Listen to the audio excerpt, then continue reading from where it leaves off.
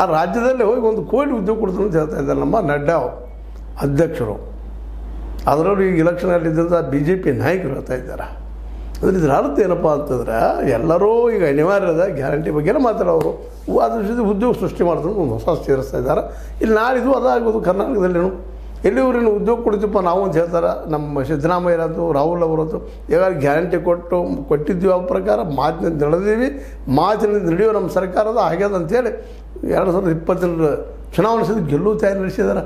ಇಂಥ ಪ್ರಸಂಗದಲ್ಲಿ ಅದನ್ನು ಹೇಗಾದ್ರೂ ಮಾಡಿ ಹೊಡೆದ ದಂಡ ಹೆಚ್ಚಬೇಕು ಅನ್ನೋಂಥ ಪ್ರಯತ್ನವನ್ನು ಈಗ ನಮ್ಮ BJPಗರು ಮಾಡ್ತಾ ಇದ್ದಾರಾ ಅನ್ನೋದು ದೊಡ್ಡ ಪ್ರಶ್ನೆ. ಇವ್ರು ಎಲ್ಲೂ ಮಾತಾಡ್ತಾರಲ್ಲ DK ಅವರು, ಹೌದಪ್ಪ ನಾವು 66 ಮಂದಿ ಇದ್ದಾರೆ, 45 ಮಂದಿ ಇದ್ದಾರೆ, 40 ಮಂದಿ ಇದ್ದಾರೆ, ಎಲ್ಲಿ ಮಾತಾಡಿದ್ದಾರೆ, ಯಾರು ಮುಂದೆ ಮಾತಾಡಿದರೆ, ಹೆಂಗೆ ಮಾತಾಡಿದ್ದಾರೆ, ಅವ್ರು ಯಾರೋ ಮಾತಾಡಿದ್ರೆ ಇವ್ರಿಗೇನು ಸಂಬಂಧ ರೀ? ಈಗ ನಾ ಮಾತಾಡಿದ್ರೆ DK ಅವ್ರಿಗೆ ಹೋಗಿಬಿಡ್ತದೆ, ನಾ ಮಾತಾಡಿದ್ರೆ ನಮ್ಮ ಸಿದ್ದರಾಮಯ್ಯವ್ರಿಗೆ ಹೋಗಿಬಿಡ್ತದೆ, ನಾ ಮಾತಾಡಿದ್ರೆ ನಮ್ಮ ಪ್ರಧಾನಿಯವ್ರಿಗೆ ಹೋಗಿ ಮುಟ್ತದನ. ಅವ್ರು ಏನು ಮಾಡ್ತಾಯಿದ್ದಾರೆ ಅದನ್ನ ಹೇಳ್ತಾ ಇದ್ದಾರೆ. ನಮ್ಮ ನಡಕ್ಕೆ ಹೊಂದಾಣಿಕೆ ಇದ್ರಪ್ಪ ನೀವು ಕೆಲಸಬೇಡ್ರಿ ಅಂತೇಳಿ ಸ್ಪಷ್ಟವಾಗಿ CM DK ಅವ್ರು ಹೇಳ್ತಾ ಇದ್ದಾರೆ.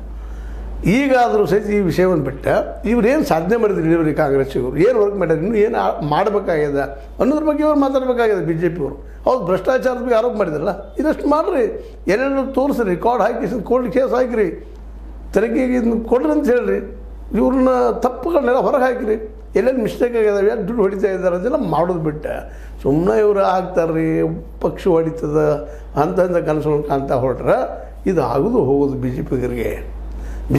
BJPಗರು ಭಾಳ ನಿಂತು ವಿಚಾರ ಮಾಡಬೇಕಾಗಿದೆ. ಯಾಕಂದ್ರೆ 2028 ಬಂತು, ಇನ್ನೇನು ನವಂಬರ್ 21 ದಾಟಿ ಹೋದ್ರೆ ಮುಗಿದೋಗ್ಬಿಡ್ತೀವಿ, ಹವಾನ ಮುಗಿದೋಗ್ಬಿಡ್ತು. ಮತ್ತು ಮೋಸ್ಟ್ಲಿ ನಮ್ಮ DK ಅವ್ರ ಬಾಡಿ ಲ್ಯಾಂಗ್ವೇಜ್ ನೋಡಿದ್ರೆ ಅವ್ರ ಪಾರ್ಟಿ ಹೊಡ್ಕೊಂಡು ಹೋಗೋ ದಿಶೆಯೊಳಗಿಲ್ಲ. ಸಿದ್ದರಾಮಯ್ಯನ ವಿಶ್ವಾಸ ತೆಗೆದುಕೊಂಡ ಅವರು ತೃಣ ಮುಂದೆ ಹೋಗ್ಬೇಕು ಅನ್ನೋದು ಅವ್ರಿಗೆ ಗೊತ್ತದ್ರಿ. ಅವರ ದಂಡದನು ಅವ್ರಿಗೂ ಇಂಟೆಲಿಜೆನ್ಸ್ ರಿಪೋರ್ಟ್ ಇದ್ದೇ ಇರ್ತಾವೆ, ಸೀಕ್ರೆಟ್ ರಿಪೋರ್ಟ್ ಇದ್ದೇ ಇರ್ತಾವೆ. ಅವರು ಉಪಮುಖ್ಯಮಂತ್ರಿ ಜೊತೆಗೆ ಗೃಹ ಖಾತೆ ಆತ್ಮೀಯ ಮಿತ್ರರು ಅವ್ರಿಗೆ, ನಮ್ಮ ಏನಪ್ಪ ಅಂತಂದ್ರೆ ಅಲ್ಲಿ ಅಧಿಕಾರಿಗಳು ಸಹಿತ ಅವ್ರಿಗೆ ಆತ್ಮೀಯರೆಲ್ಲ, ಪರಮೇಶ್ವರಪ್ಪನವರಾಗಿರ್ಬೋದು, ಉಳಿದವರಾಯ್ತು, ಇವರೆಲ್ಲ ಅಲ್ಲಿ ಅವ್ರ ರಿಪೋರ್ಟಿಗೆ ಗೊತ್ತಿಲ್ಲದೆ ಇರ್ತಾರೆ. DK ಅವರು ಅಷ್ಟು ದಡ್ಡರಿದ್ದಾರೆ, ಇವ್ರು ಹೇಳಿದ ತಕ್ಷಣ ಜಿಗಿದು ಹೋಗುವಂಥದ್ದು. ಮತ್ತು 50-55 ಶಾಸಕರು, 40-45 ಶಾಸಕರು ಪಕ್ಷ ಹೊಡ್ಕೊಂಡು ಬರ್ತಾರೆ. ಇದು ಸಹಿತ ಅಷ್ಟೇ ಹಗಲುಗಳಸು ಅಂತ ಹೇಳಬೇಕಾಗಿದ್ದು ಮತ್ತೇನಿಲ್ಲ. ಏನೋ ಒಂದು 4-5-10 ಇದ್ದಿದ್ರೆ ಮಾಡ್ಬೋದೇನಪ್ಪ ಅಂತೇಳಿ. ತಪ್ಪೇನಾದರೂ 113 ಅಥವಾ 115